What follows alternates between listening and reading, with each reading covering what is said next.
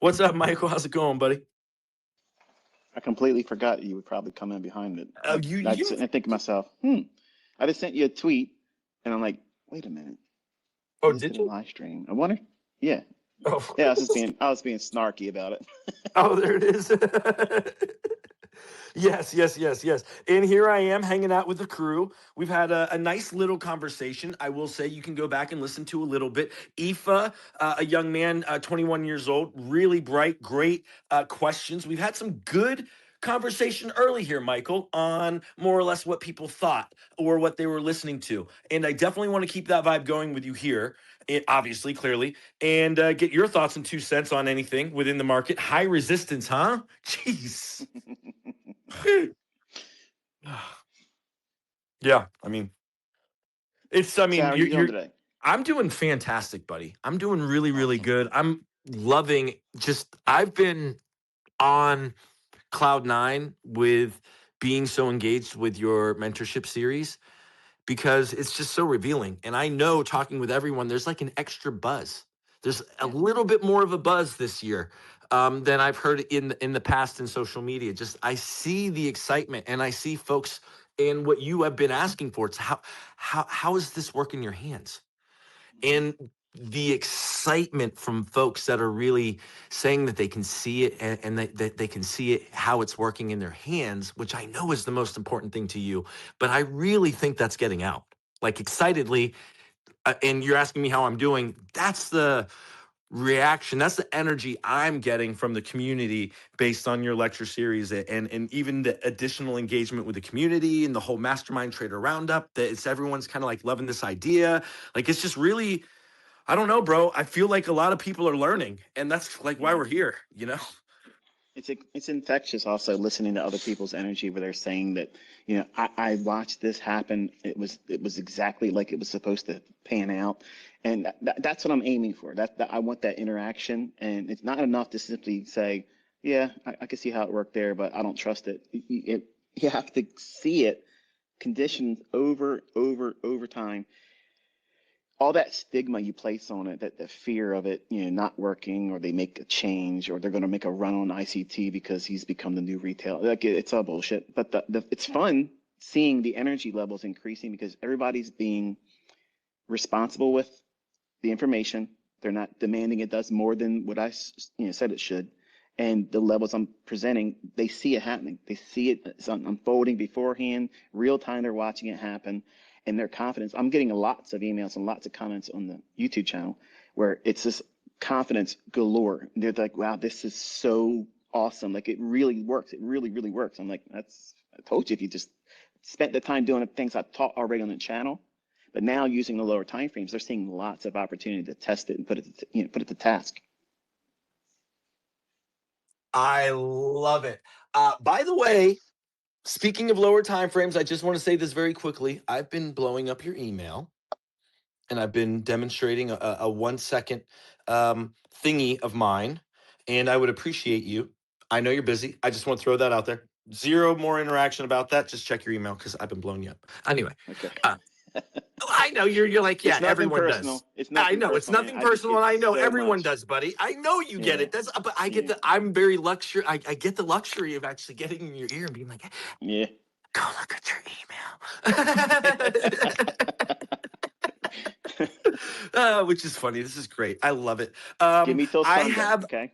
yes, yes. Um, hunting ticks. Another young man, excellent, very infectious in his learning. Hunting ticks. Would you like to come up? Did you have a question?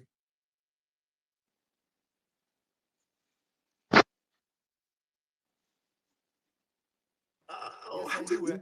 Sorry, I had some microphone issue.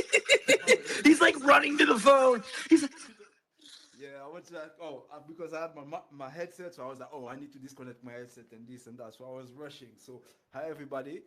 I hope you all have a nice trading week. So I'm gonna introduce myself like quickly. Studying ICT for now, I believe 24 months, 25 months, and 8,000 hours. Um, how I engage with price. So basically, I engage with price, let's say, through the market maker buy or sell model. and I'm trying to catch the week because my name is Hunting the Week.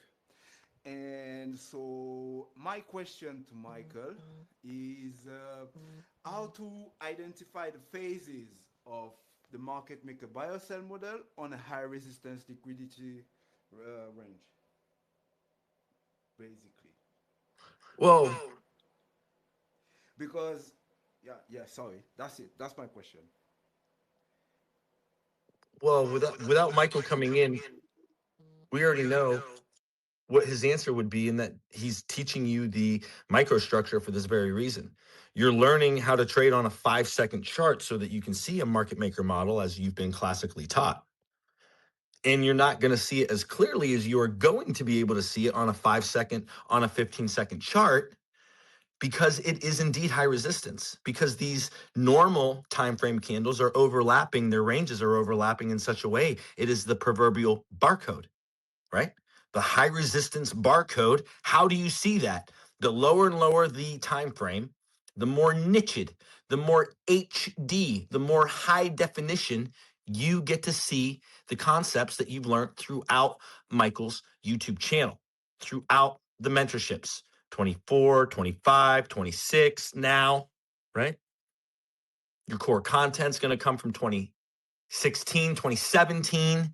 So Hunting Wicks, I know you want Michael to answer the question, but I'm pretty sure, as we would on a one-on-one conversation, I do my best to try and help people understand before they come up what the question might be or what the answer might be.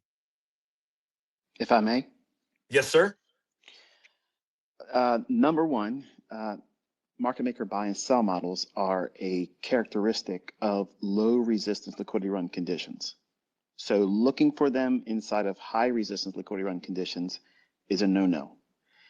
It doesn't mean that you can't go down to a lower time frame. For instance, if you're looking at a 5 minute or 15 minute time frame and it's sharing the space of the previous candle, so it's in a range, real tight range, it's high resistance liquidity run conditions, it's not going anywhere, it's barcoding, it's simply not looking up, like anything could be done with it. If you drop down to the sub 1 minute chart, you'll start seeing market maker models on those time frames because they're smaller. The degree of structure still exists, but you're looking for it on a higher time frame when it's range bound.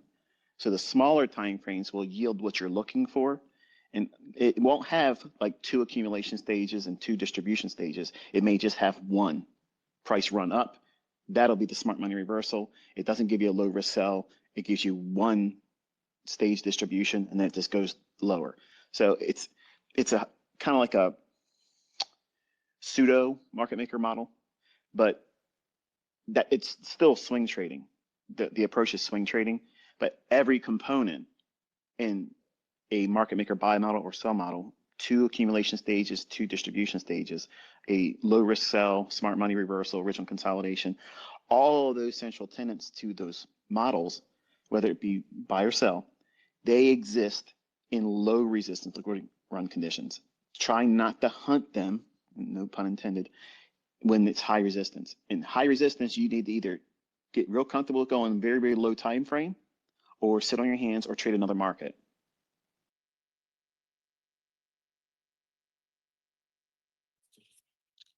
Hunting ticks, you good with that, brother? Thank you so much, Michael. Do you have anything else, mate? Well, I think that was a great answer, and I don't see Hunting Ticks coming back in. So, hands going up. Hamoudi, welcome back. Welcome back, Hamoudi. Sorry. I was speaking, but my mic was off. I missed that. Sorry. I Bro, was saying, you gotta step up. I was saying, thank you, Michael. The answer was on point. I'm super happy with that. And one thing I wanted to add is like your the change of paradigm for me, whether in the previous third lecture where you explain how smart money offset their position. And wow, since then, yeah, the progress is just like wow. So thank you for making all of us like market beast. Thank you very So, much. And I was speaking about the offset positions, that was a lecture 2 weeks ago. yes, but I was Okay, sorry. The muting, the echo, all of that. I apologize. that was three lecture away. Sorry, maybe I didn't formulate myself correctly. You're okay, buddy. It's all good. Jumping back, keeping the conversation going, keeping it flowing, doing really good. Trader Roundup, ICT Mastermind.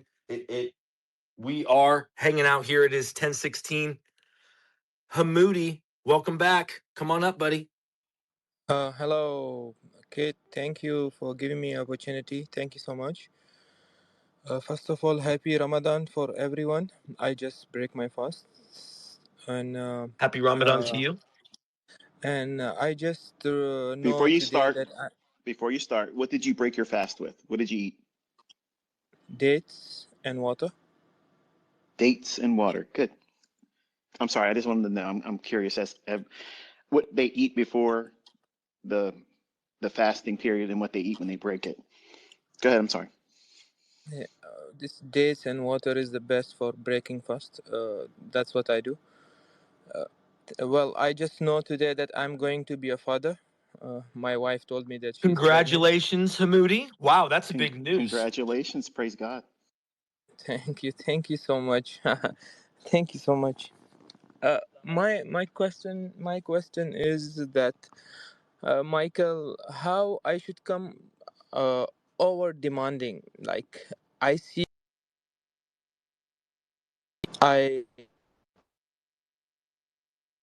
Hamoudi, we're losing your bars, buddy. Check your reception, pretty please.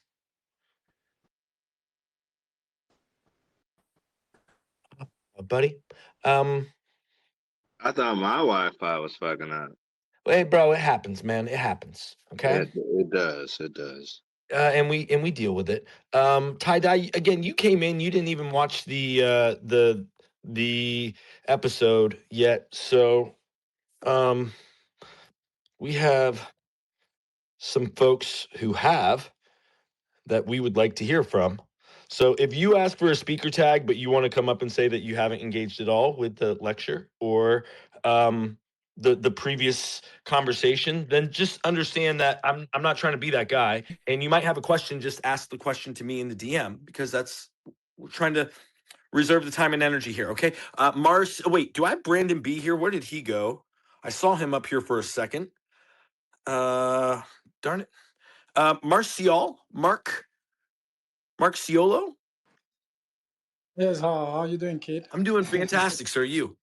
How are you? I'm doing good. Don't really have much to complain. I just have one simple question, keeping it short once again for Michael. Michael, so what I've been doing as of lately, there's something that's been working very well, and this was regards to the videos that you posted on the 23rd of February with regards to us marking the Reddit the RTH as well as the opening gaps and all of that on the regular trading hour charts, and then of course then switching over to the electronic trading hour charts, and then see how those levels always get visited.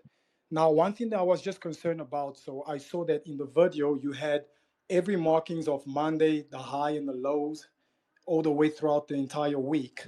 So I just wanted to confirm something. So now, because today is Friday, of course, I ended up marking the high and the low of the RTH, right? Now, with that being said, because I still have the markings of Fridays, of last week's Fridays, of course, all the way from Monday, Tuesday, Wednesday, and Thursday, I just wanted to know, because it is Friday now and I still have the markings of Friday last week, do I now just delete the ones of last week's Fridays and carry on with the ones of today? And of course, all the way to Monday? Or is that like, I don't know if you understand my question. If you're comfortable with having more than five on your chart and you're able to manage the information without it being confusion, it's fine. I only gave the limitation to five simply because the complaints started coming in because they only listen to certain parts of series, or they'll listen to one comment that I make, or they'll read the comments of other people saying you have all these things in your chart. Of course, it's going to hit it eventually. How you manage the data is the most important thing. So in the beginning, when you're first learning it, honestly, you only really need the last 3 days.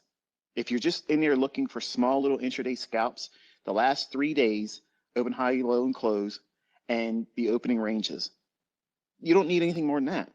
But to get a perspective of the full week and the range that's available using that concept of an opening range gap by having 5 rolling days. There's nothing wrong with you having last Friday. In fact, every Monday, you should have 2 Mondays and 2 Fridays, in my opinion. If you're going to ask me like I teach my sons, they have to have the last 2 Mondays and the last 2 Fridays always, because they're at the beginning and the end of the week. So that's what Cameron made money with today. Like he used information that is gleaned from that range, where we're at in price action, and using the higher time frame expectancy that we saw that rejection when it went up to take that short-term high. I told you that I would have to revisit whether or not I'm bearish correctly or if it's going to reverse. We went up there, it negated it, boom, sent it lower, and you stuck with the bias we had conversation about. And it's just using that information in concert with everything else that goes along with intraday trading. So no, you don't need to wipe it away, but every one of you listening, if you were my kid, if you were sitting with me, you would be hearing me tell you, do you have 2 Mondays worth? Do you have both Fridays, present today's Friday, and then last Friday's opening range, high, low, and close, and the gradient levels on it? And then where are we in deference to that? Are we significantly above it, significantly below it? Are we in close proximity to it? Because Monday's opening range gap and Friday's opening range gap is like a big, huge draw on liquidity. It'll act like a big magnet. Not all the time, it's not a panacea, but if we've traveled a lot one way, those opening ranges tend to be a factor on the close of the week and the beginning of the week. So Monday's trading and Friday's trading, using that framework that includes 2 weeks worth of Monday and Friday, have them in there. Even if you don't want to carry the Tuesday, Wednesday, and Thursday, the week prior to last week, at least have that previous Monday in there, because that way you're going to have a full range of opportunity that the algorithm will refer back to. Okay, now that makes such a lot of sense. Thank you so much for answering that, because I won't lie, Michael, I think with that Virgil you teaching, it feels like, and it doesn't even feel like it. You actually said it in the video that it is something new that you are teaching, and I've been implementing and applying it the entire week. And it's surprising how clean and how often it comes and taps into those levels, and like the way you explain it, it respects it, maybe comes a support level, and then it can break right through, and then it just comes and taps in as a resistance to just continue going lower, which even allows me to sometimes get entry on those levels despite where the price has already gone down by so much, where maybe so far away from the previous highs and the previous lows that it did for the day. It still allows me to get in a little scalp in the markets with regards to having to just make use of those levels, and I'm just grateful for that. So like I want to say once again, thank you so much for dropping that knowledge, and thank you so much for clarifying that what you said now as well. Thank you for your question. It feels like an unfair advantage. Once you realize the power in using them and you understand it correctly, it literally feels like a cheat code, and it feels like you shouldn't know what you know. It is a cheat code. It is a cheat code. I mean, even when you draw the fibs from the point of where it starts and where it ends, and how it even comes and taps into those to the pub, it's I don't know, like it's crazy. But yeah, thank you so much.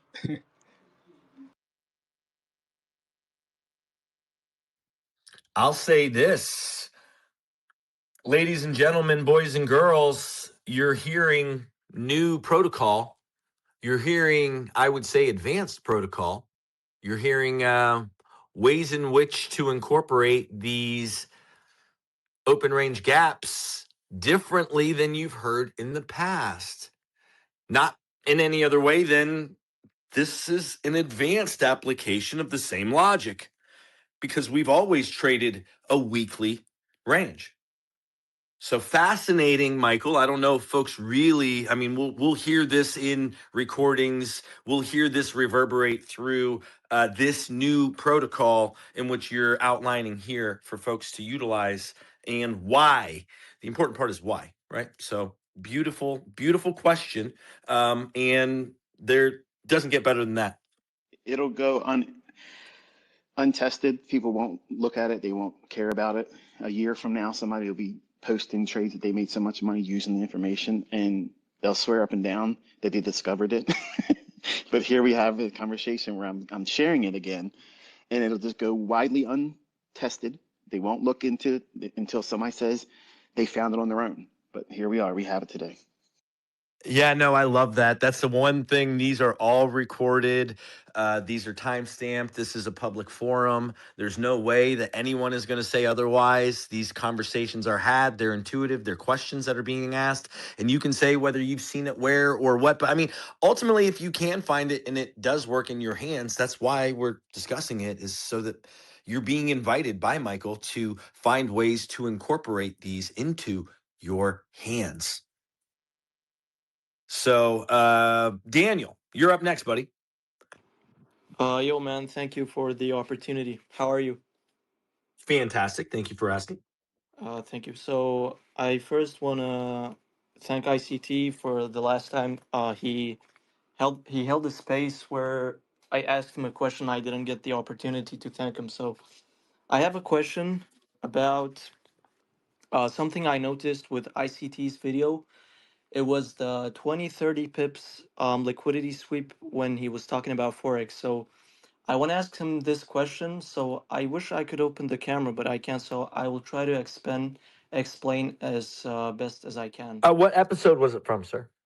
It was a year ago. I watched it, but I got an idea from it, so I don't remember. But the title was Forex 20-30 pips liquidity sweep, something like that. I don't really remember, but it was like from the old videos, like 2016. It was those years. Okay. So the idea is, Michael, when we have a swing low or a sell side liquidity where there is a swing low, if you take the standard deviation from the open and to the wick, let's say it's a bullish swing low. So you take the standard deviation and you measure the wick, and you will see the algorithm is programmed to um, So, target these are you certain telling levels. us? Are you telling us? Or you're asking a question. What is this? No, I'm asking. I'm asking. It doesn't sound I'm like you're asking. asking anything. It sounds like you're trying to reveal your trade strategy here. No, it's something I got an idea from that video, so I want to make this I'll save you a lot of like I frustration. want. There you go, Michael. I'm trying to visualize what you're saying, and these are types of questions that are best suited if you present them right to me on X. If I don't reply to you, just spam it a couple times a day. Don't do it like 20 times in a row, because if I see that, I'll just block you. But just post it to me a couple times over the course of one day. I'll see it. Sometimes Twitter acts weird, and I see posts that I didn't notice before in the evening time that were there, and I didn't see them during the morning. So just make a little, like a chart or something, and Okay. type up what you think you should be saying here to have a conversation. Ask me the questions you wanted to ask here, and I'll have a better visual to make a better response to you. Because I honestly, as soon as you start describing a chart and all that, it takes a lot of time for us to try to decipher what it is you're referring to. And I'm old, man. Like I'm slowed down. I'm not as sharp as I used to be, and I don't want to give you an answer that wouldn't be as complete as if it were done in a way like I'm suggesting to you here. So that way, I'll answer you better if you do that, and the community will have a better understanding what your question is and my response to it. Yeah, exactly. So my bad. So Is that Daniel, fair though? Daniel, and everyone else within the community, please understand that's why you are invited to go into the DMs. I am trying to help everyone within this process and navigating. So when you come up and you think you're better than the process, that you don't want to conform or follow, then these are the output. So pretty please, if you have technical questions, if you want to come up, if you haven't spoken with me previously, we can avoid these exact situations by simply following a protocol, right?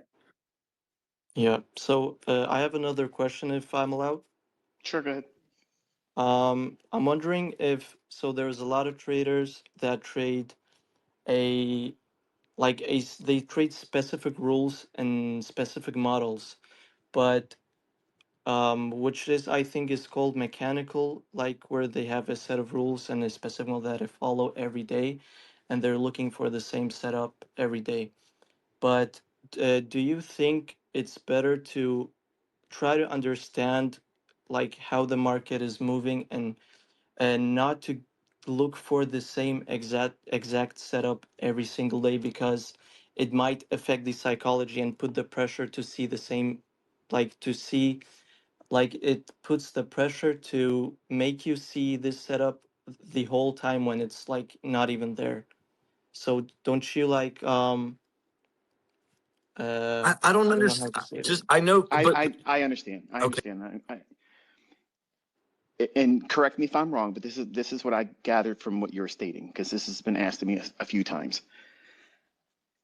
Is it not beneficial or more beneficial for someone to try to have a much more broad-based understanding of the marketplace so they can go in and take varying entry models based on a better understanding of the market versus being a one-trick pony where you're only looking at one setup, one criteria, and you may miss a lot of other things because you're only looking for that one specific rule-based idea or model. Is that a fair understanding of what you were trying to say? Exactly, Oh, exactly. okay. What I try to do is I try to press every student with various models, not because I want all of you trading all of the models.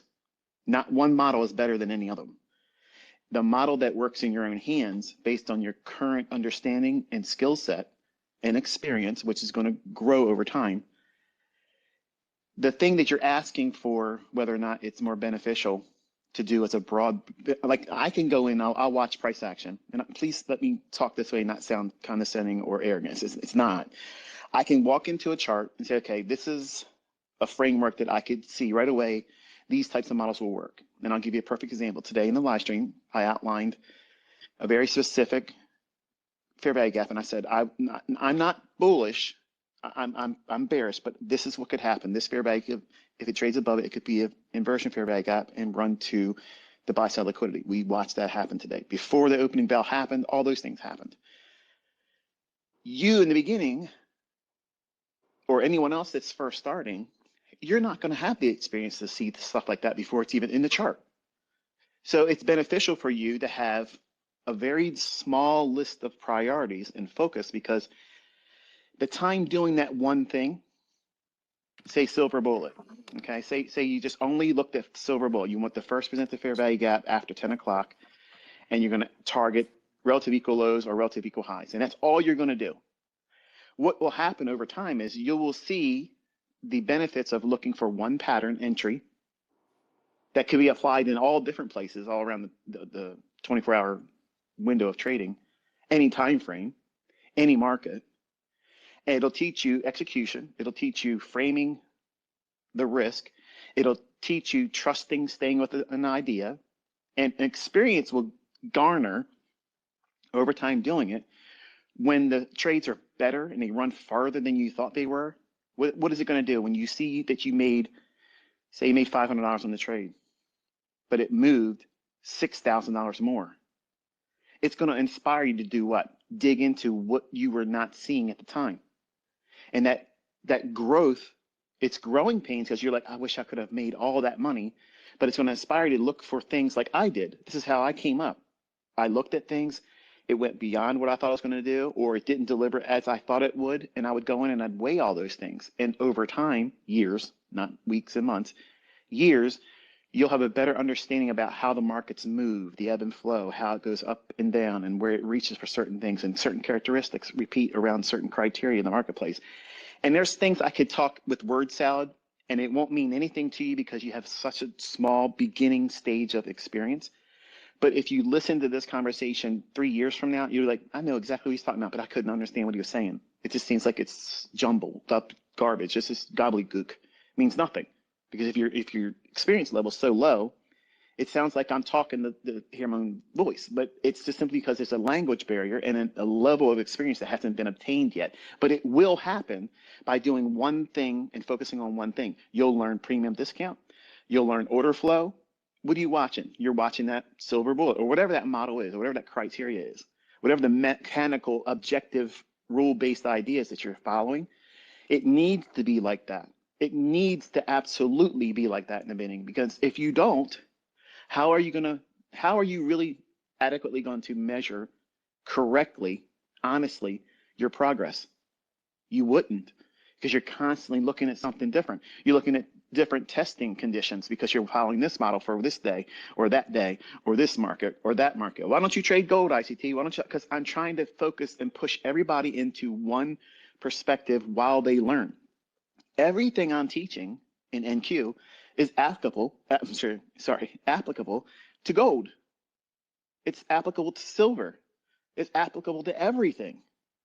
I'm not going to co-sign crypto, but I have students that made lots of money doing it.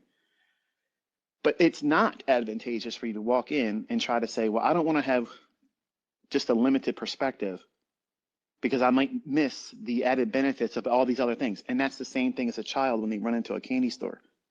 You know, the parent comes in with the child, says, hey, you know, pick out something. But what do they want to do? They want to grab handfuls and stuff them in their pocket, in their mouth.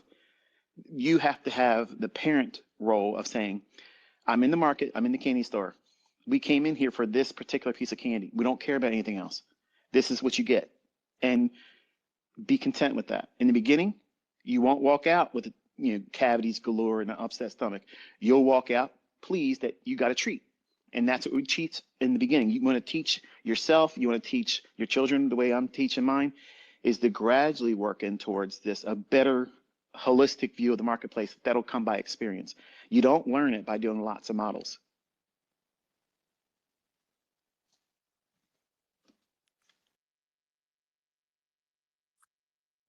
Daniel? Yes, sir. Thank you so much. My mic got muted. Thank you, ICT, for your answer. I have one last question, if I'm allowed to. So I don't want to take so much time. Add that one to the post that you sent to me with the chart. Okay. Just one more. Thank you. Just one more. Just one Yeah. more. Thank you Have a good so much. weekend, buddy. Have a Thank you great so one, much Daniel. for the opportunity. Thank you so much, kid. The tape reader, the professor. How are you? I want to get my boy Brandon B up here. He's got a story, an interesting story. He's popped in and popped out. I don't know if I can get him back up here. I'm going to invite him. There's a little bit of method to the madness here. But the professor, you're up next. Hi, how's it going, guys? Pretty good, buddy. All right, so I had a question about the opening range gaps. So I'm just looking over my notes, and you noted that in the 2024 mentorship, you say that usually below 40 handles is when most of the time it invites high resistance liquidity runs, right? And then you usually say 75 is the sweet spot. When does it is there a certain number because you do say something above 120 handles, there'll be times where it most likely won't go to the consequent encroachment of the opening range gaps. Is there a certain number that's when it's the handles are too high to just forget about it, or what is it? Can I ask you what your minimum criteria for range would be considered to take a trade on? What do you see as a viable dealing range and the implied dealing range where you think the market could go? What is the criteria for your specific model right now? To be honest, I'd say. Do you have one? Not really. Okay, that's fine. That's fine. I kind of figured that the way you framed your question. So this is why it's beneficial to do so. So if you have something that repeats a lot, for instance, do you know what range I've been utilizing for NQ and teaching my son to use? 10 or 20 or something? No, 37 and a half handles. And a half, okay. So now if we understand the opening range gap has a strong propensity to go to half of its gap, 70% of the time, going half gap. If the gap in and of itself is 75 handles, doesn't that by default give the probabilities for 70% likelihood to present 40 handles, 37 and a half handles, just going half gap? Yeah. Okay. So if you live in that perspective, and if that's your canvas that you operate under, and you only trade in environments that afford you 70 handles or so or more, up to 100 handles, that's a sweet spot for trading the opening range. That's a sweet spot for trading the first hour of trading. And you don't need to do anything else but that. Okay. Does it make sense? Yeah. And also had another question. For when you're talking about gradient levels, they also apply to new week and new day opening gaps, right? Yes, any inefficiency, any wick. Okay. And then I also had what's it called? One more question. For when we're talking about time, price, and ingredients level, when you're implementing the time Say that aspect, again. Say is it it one more like time. Say it one more time. I'm sorry, I didn't get when what you're you said. when you're talking about the time, price, and gradient levels? When you're talking about time, is that mostly implementing the macros? It can, but it could be also during a session time. It could be the first 30 minutes of the session time. It could be the opening range of 9:30 to 10 o'clock. It's not, we're not talking about just a macro time. Time aspects are not Okay. limited just to 20-minute window of a macro. It's just, is it for it to do so? Like for instance, between 5 o'clock in the morning and 6 o'clock in the morning, what's the probabilities of seeing something that's highly precise, that's going to yield a great deal of run in price action? It's not likely to occur. Can it happen? Sure it can. Somebody's going to go out there and find 20 examples of how it happened over the last 5 years and say you're a liar. I'm not trying to go into situations where it's likely to yield low output. I want to go in when there's a lot of probability that's on my side, utilizing characteristics that I see repeating a lot. So if I'm blending the best ingredients with the best cooking utensils and oven, I have the probabilities of getting a blue ribbon result, right? So that's all I'm trying to teach here. Yeah. Okay. Okay. Those are my questions, and I just wanted to say, thank you, man, because you really You're did very change my welcome. life. Because what's it called? I started learning from you when I was 17 years old. I was in grade 12, and I've been learning How old are for you now? about 18, so about a year and a half. Okay. So I just want to I say wish I thank you. started as young as you did. Thank you though, because I used to, like, even when I was in class, I would, go to because I had a couple spares, so I'd bring my laptop to school, and that's when I started your 2022 and core content videos. So yeah, I just wanted to say thank you. You're very welcome, man. Enjoy your weekend. Yeah, man. All Good right. for you, buddy. Way to totally not follow the protocol like you were received instructions to do in the DMs. But we're here anyway. We love it. Tony, you're up next. Hey, kid, how's it going? I'm Hey, doing Michael, how's it going? fantastic, buddy. How about yourself? I'm doing great. It's been a while since I spoke to you, but I'm back, man. I'm here to just recap. I have a question about market model 12 Okay, specifically. but do me a favor. You're going to Yes. say your name, how long you've been trading, where you're from, and how you engage with price. Even add a little bit, maybe how the concepts work in your hands. And then you're going to ask the question, okay? Okay, cool. I've been trading about 3 years, NASDAQ futures. I prefer on the micro side.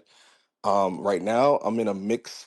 I prefer the midnight open strategy and, of course, order blocks. I love order blocks. But right now the markets have changed, so I'm adjusting to what we have right now. So my question is for the first part of the ICT market model 12, I have a hard time finding proper setups for back testing the bullish displacements off the fair value gaps. But I do find a lot of the order block drops. So how and also is that technically one model or it's different? Like how do I diversify each setup because they're kind of slightly different but the same protocols, if you get what I'm saying.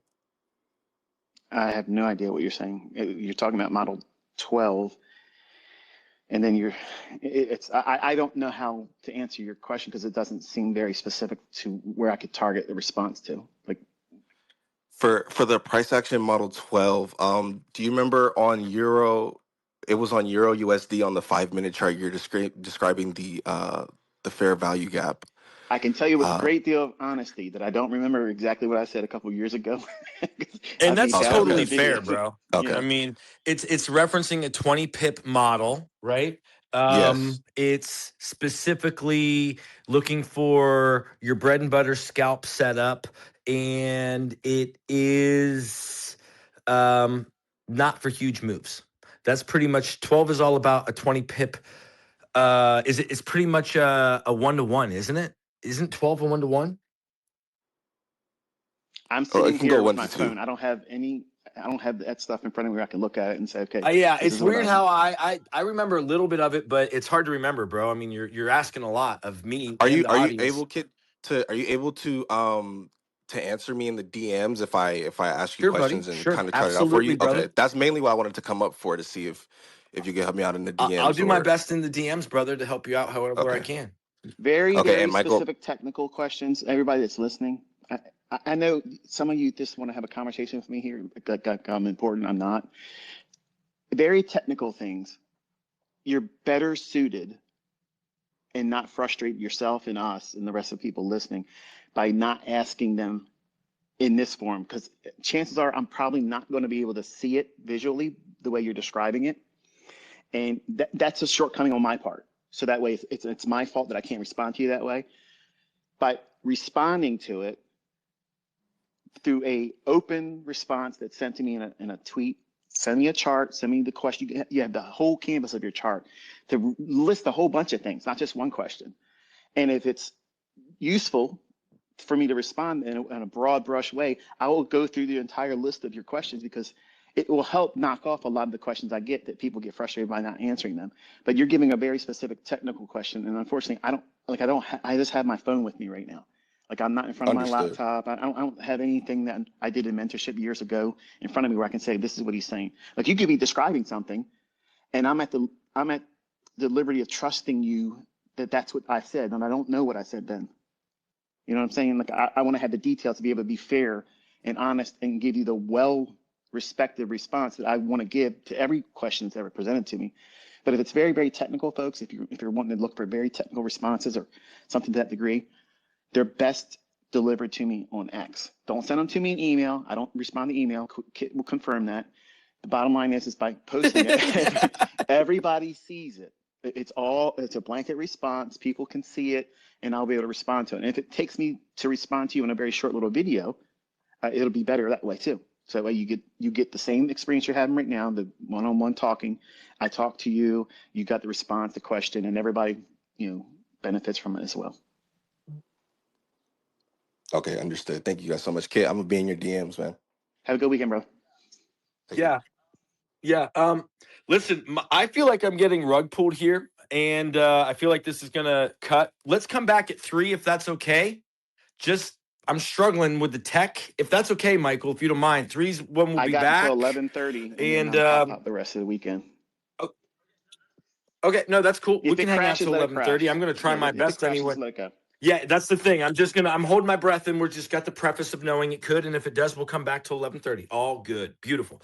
Fair value, you got your hand up, buddy. Feel free. I really wanted to hear from Brandon. Brandon, you were here. I had you up here, and then I lost you. If you wouldn't mind, Brandon, coming up. Danny's here. Wouldn't mind talking to either one of my Dannys as well. I got 2 of them here, Daniel and Danny. I'd love to hear from either one of you and Brandon. But go ahead, fair value. Hello, Kit. Hello, Michael. Thank you for having me here. Yeah, I'm 23. I'm from Italy, and I'm trading mainly the new week opening up and bias and liquidity. So How do you my frame your question bias? is pretty simple. Well, my bias is framed on the daily, which I actually like to trade when price is trending. In these periods, I don't really hold my trades, so I take scalps from the new week opening up. That's pretty much my question, because I can spot and see the framework around what price action is doing when we are close to the new week opening up. As your recap today was a short from the top of the new week opening up. That was really good. Like, I can really understand that. Also, yesterday trade from, I think, your son, it was from the new day opening up short, and that makes completely sense to me. But I really struggle with prices not around those levels.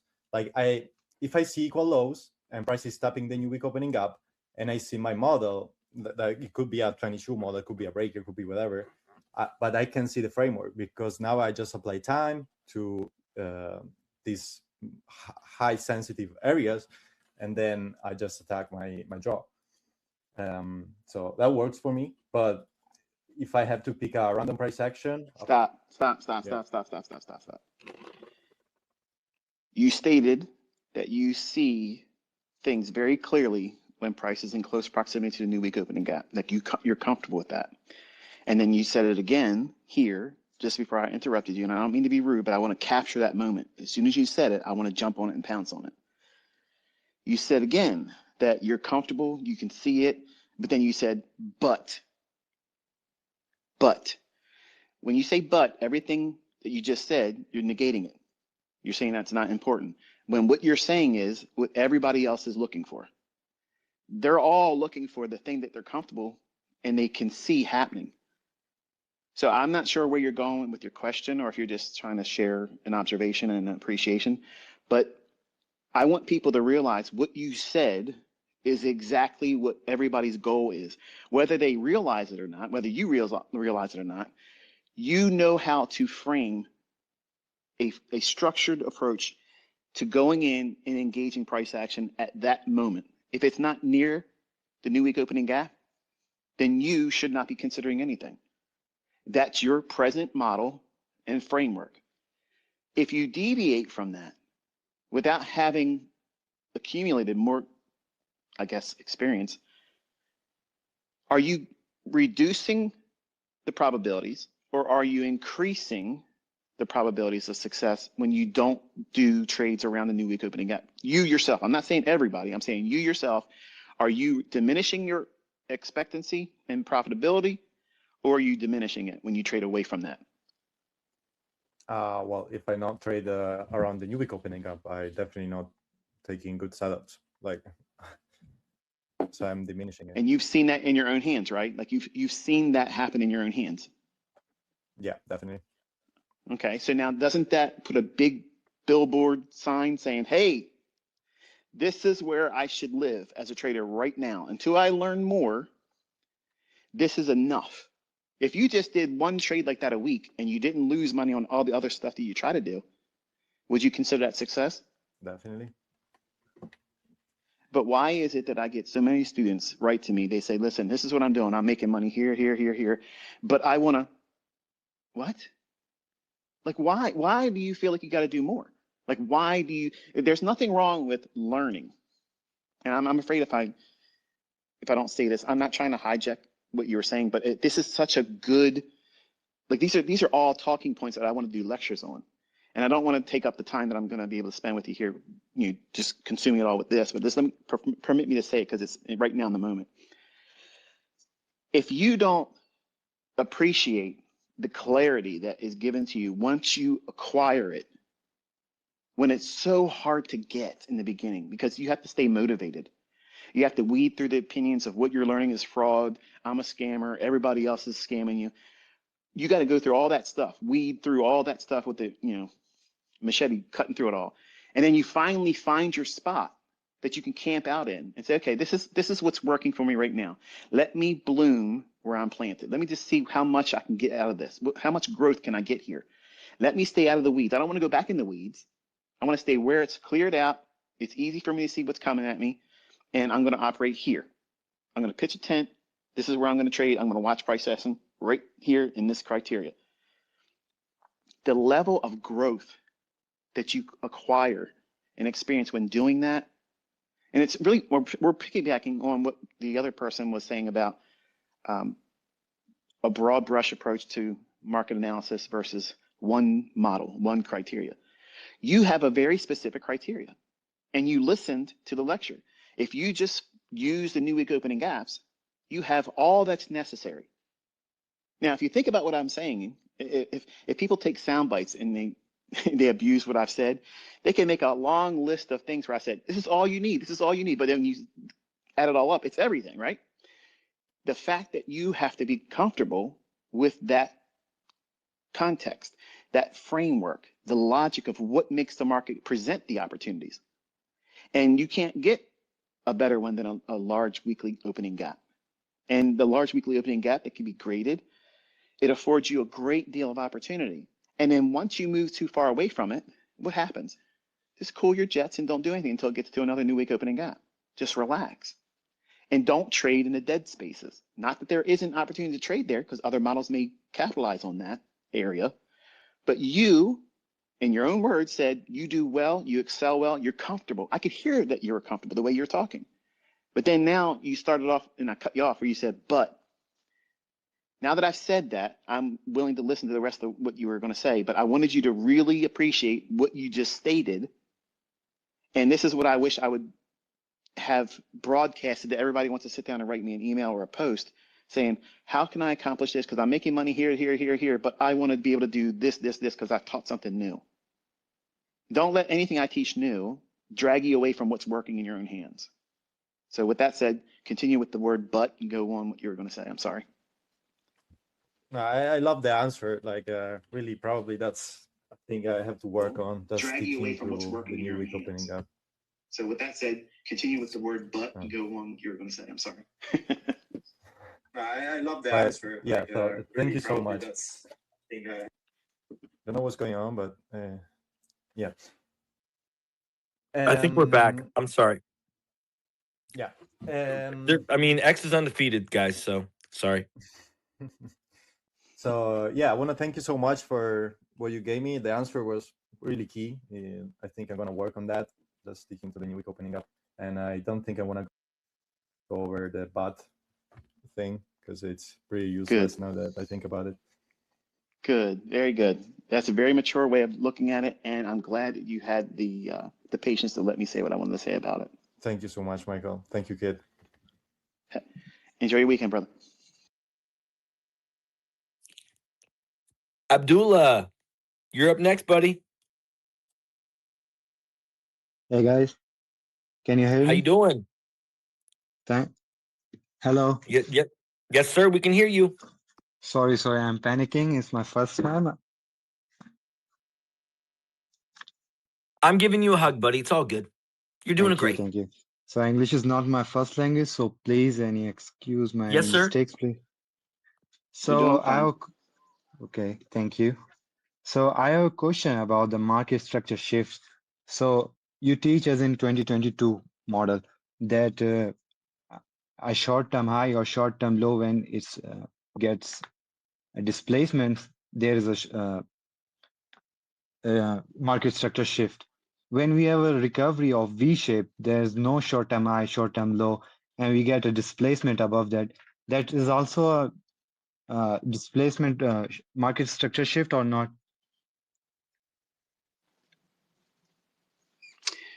Okay, V-shaped bottoms and V-shaped tops. They're fast reversals. Okay, they're the sharp, fast reversals. Your best perspective on utilizing them is if there is for instance, a V bottom. Okay, it's making a sharp drive lower and then it reverses and goes higher. Ideally, you want to see if there's a fair value gap in the form of a SIBI on the move going down. If that exists, you want to see displacement above that SIBI. Then treat it as a standard inversion fair value gap. That's the only thing I look for in terms of displacement with a single low formation or a single high formation. Otherwise, if there is no SIBI on the down move, if it's a V bottom, then I'm going to demand that it creates a fair value gap on the portion of the trade or market delivering higher after it makes the low. I'm not going to just take the very first fair value gap that forms. I want to see another PD array that's bullish after that. I prefer double bottoms being violated. Single pass lows, they are very, very difficult to have a strong handle on saying this is the always be all end all. But if there is an inversion aspect to it, I'm in that 90% of the time. And it displaces above the fair value gap that is inverted. If there is no inversion framework, then you're going to wait for the very first fair value gap to form. Once that forms, then you want to see it displace higher away from it. I'm not entering inside that first fair value gap in a single pass low or a V bottom. I'm not doing that myself. I'm looking for more information because it could end up becoming relative equal low or a lower low, and I'm chasing something that may not even be the low of the day yet or the low of the move. Does that make sense? Okay, thank you so much. But there's other thing, institutional order of entry that you teach us. Mm-hmm. Are you What about looking it? at there's a low risk buy or low risk sell. Are you looking for it to tap the FAG or left it as a uh, breakaway gap?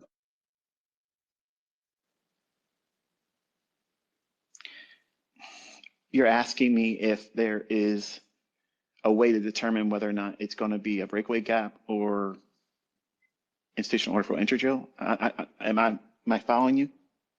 No, no, I'm saying there's a low risk buy and sell. There's always a first fair value gap. Are you looking for a full gap? Are you looking for a wait? Are you looking for a tap on it or not? Mm. Well, if you're going to include the market maker sell model or buy model, and say we're looking at a market maker buy model, that Yeah. V-shaped bottom, that's not a V-shaped bottom to me. That's just a smart money reversal that's going to be anchored to something more significant. So then obviously I would be trading that differently.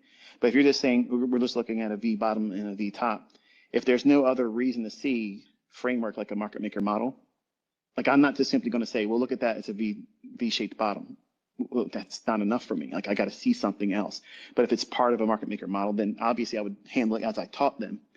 But breakaway gaps and or institutional order flow entry drill entries, I have lectures on those very specific things. And unfortunately, I don't know the exact spots or videos, and I do a better job visually showing them and talking about the characteristics in the videos than I could do here in a 1 minute response.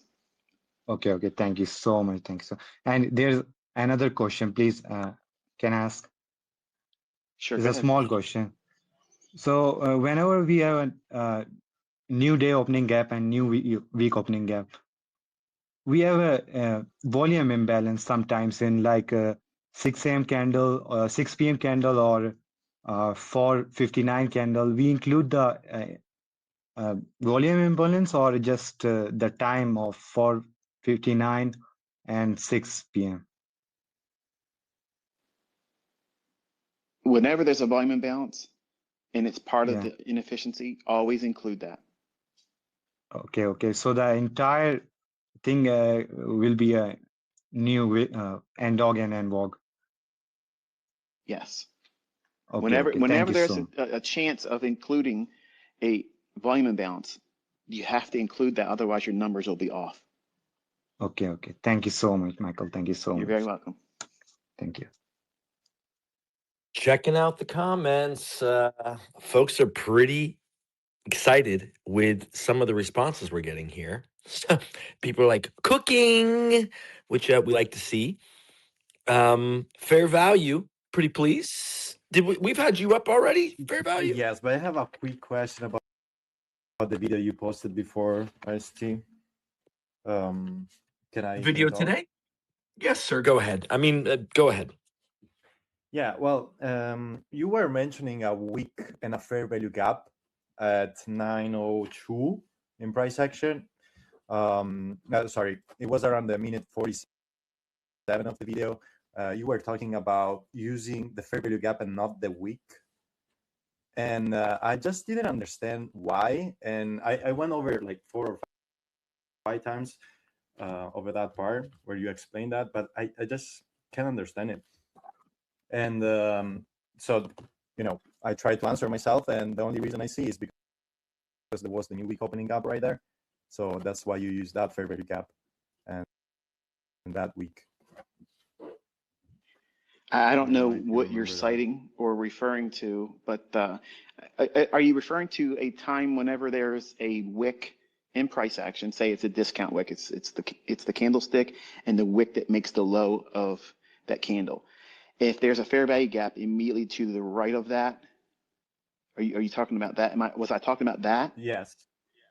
Okay. Yes. I'm not going to concern myself with that actual SIBI.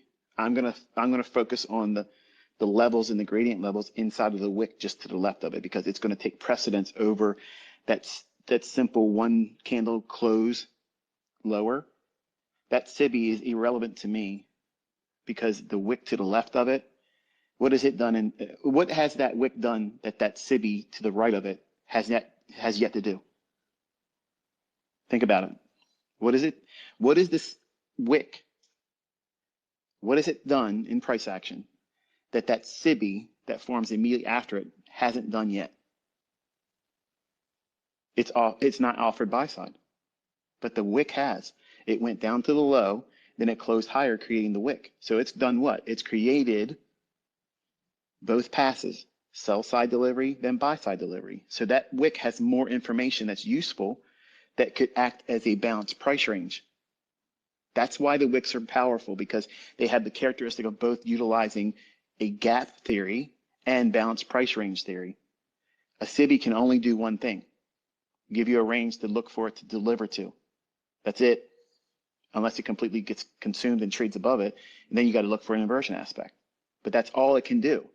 The wick has the strength of both characteristics, and both characteristics can be tapped into when you apply narrative. If you're bearish, instead of looking at that SIBI, you might look at that SIBI and say, okay, here's the consequent encroachment. It may be lower. And you put a stop loss based on something like that, or the upper quadrant of the SIBI. But that wick, its gradient levels and its consequent encroachment is significantly higher. Well, I shouldn't say significant, but it's higher. And you didn't factor that with your stop loss. You didn't factor that with your entry. So you end up taking larger entry risk than you would if you would have used the wick. Does that make more sense now? Yeah, completely. It does. So also we could potentially anticipate a breakaway gap on that fair value gap. That's exactly what I was going to say. You could say, I'd rather see that remain open, some portion of it remain open, and then it would constitute a breakaway gap. That's amazing. Really amazing. Are you satisfied? Last You got thing, something else? Yeah, completely. But I have one more question, because you mentioned how. So it's not true then. If you say it's completely. But wait, there's more. Go ahead. Come on. Sorry. Go ahead. Go ahead and say what you want to say. Go ahead. So in the video you mentioned about being comfortable being in drawdown and knowing that we can, go back in profit, respecting our. Are you talking about today's video? Today's live stream, is that what you're referring to? Okay. Go ahead. Yes. I'm sorry. I just want to make sure I'm following. So, are you gonna teach us how to improve our risk management when we are in drawdown? Because, well, yes, as far as with real money. Okay, perfect. That's all I wanted to know. Thank you so much. Wait, one more question. I'm just kidding. No, wait, seriously, just one more. I got one more for you, Michael. People are definitely, if this is, I can just hear people's excitement for one. So it's infectious. I really do appreciate it. We are at 11:09. I like the time. My boy Brandon is up here. Brandon, I would love for you to reintroduce yourself to the community. Brandon is a long time. He's a day oneer here at Trader Roundup. He was trading London with me way back when. And anyway, Brandon, are you there? Yes, sir. All right, buddy. Pretty please tell your story. Introduce yourself to Michael. I continue. I don't want to say anything. Just jump in. All right. What's up, Mike? Appreciate everything, man. Trading for me has been a real journey. I'm gonna try to keep it short though. You're good. We want to hear your story. You're coming up, and I want Michael to hear your story, and then for the community for us to engage. It's good. Okay. Yeah. So I started trading like in 21. I found Trade Concepts like late 21. I think I got on Twitter in 23. Um, no, I started. Yeah, 23. I got on Twitter, and you were doing like a mentorship. And at the time, I wasn't tuned in. I'm not gonna lie. I was so married to London session and Forex and the whole model of Asian manipulation in London. Yeah, Asia intraday protractions. What you were trading, right? Yes, sir. Yes, sir. Um, and I went through a lot between then and now as far as being funded, and then the whole space collapsed, and kid knows I got off Twitter. Um, mostly due to like family and personal issues. But I just wanted to say, like, I heard you talking to Daniel about our growth process, and I'm like, I can be like a testimony for that. Not saying I'm like wildly profitable or successful or anything like that. It's just I've experienced like wanting to know more and the reasons for the exact reasons that you listed. And now I'm at the point where I'm trading NQ here and there. I kind of like to trade gold, Asian session more than anything right now. But it's all the same for me, at least, as far as what I'm looking for, the concepts that I use from you. You know, it pretty much all just changes times and assets, and not to say like, you know, that's all there is, because I don't know. I'm sure I don't know like a quarter of not even just what you know, but what you've taught. But what I do know is it's been pretty consistent for me, and thank you for that, by the way. Um, I, Talk a little bit about like your story. I mean, you used to play ball. yeah, A little bit about your background. I ain't really want to get into all of that today, kid. Well, I did. I wanted you to get into a little bit of it, buddy. I know you didn't want to get into all of Yeah, that. I appreciate yeah, it. I yeah, yeah. I appreciate it. got Thank you. you for a little bit for me. No, yeah, I think way back I was just explaining how like all of that kind of just mirrored into trading for me, as far as like just learning how to grow and being disciplined with the whole and being patient with the whole process.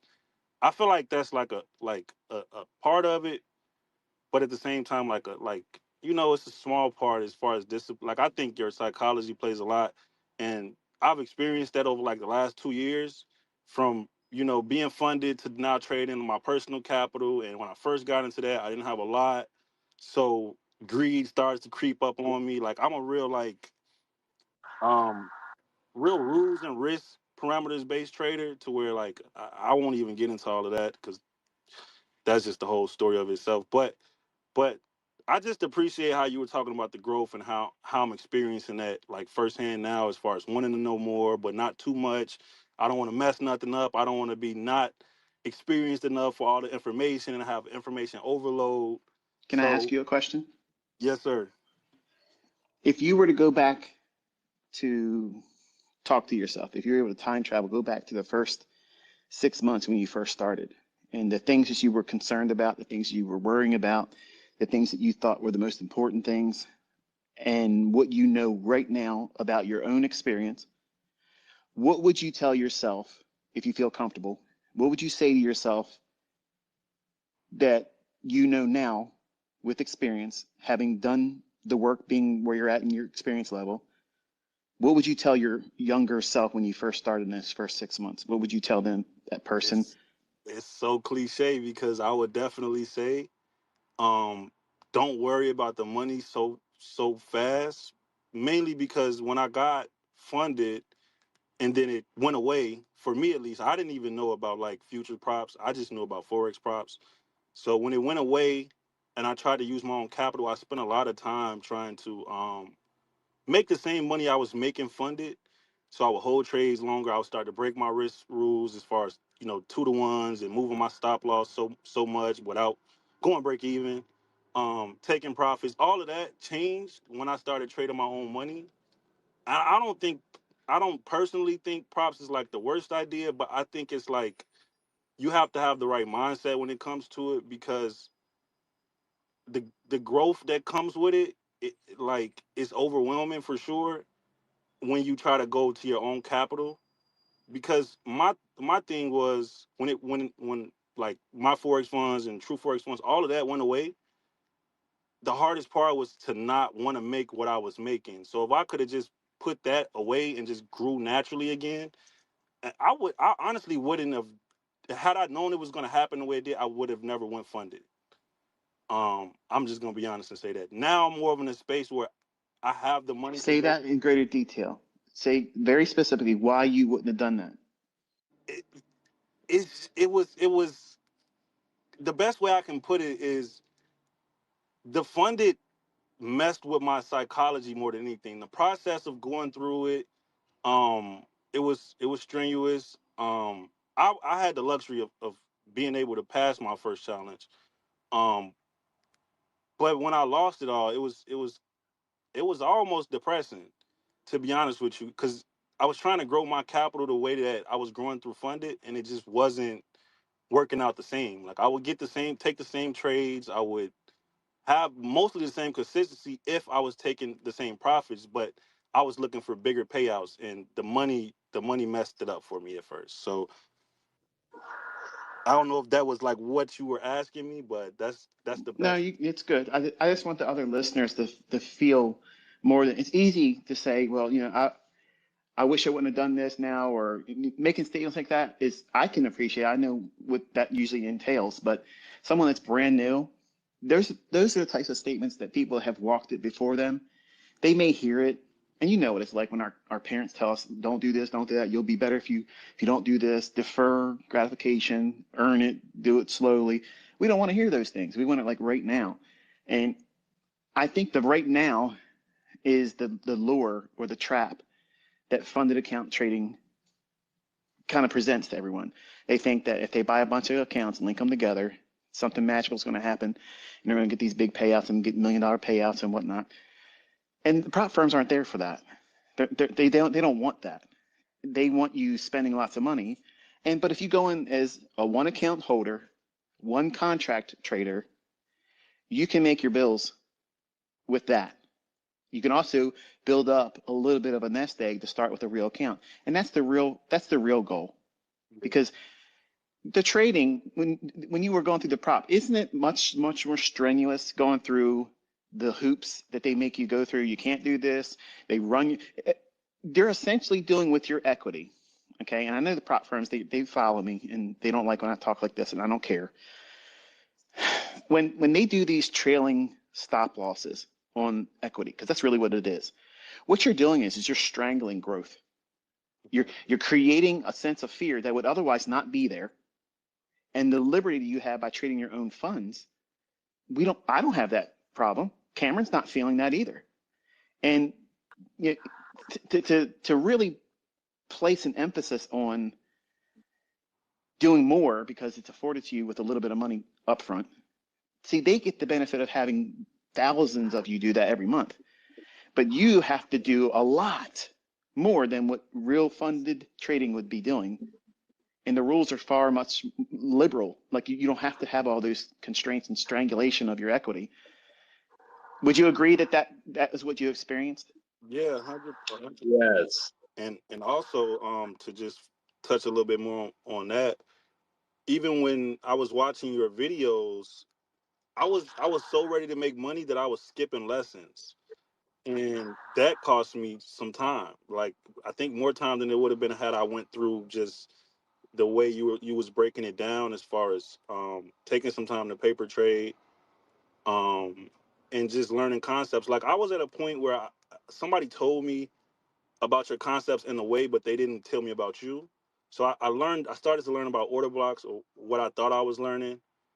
And so then I'm just trying to jump to each PD array. Like I just want to know what's a fair value gap, and I'm not learning how to use it, so to speak. So even not listening in that perspective, that was another hurdle I had to, revisit and correct.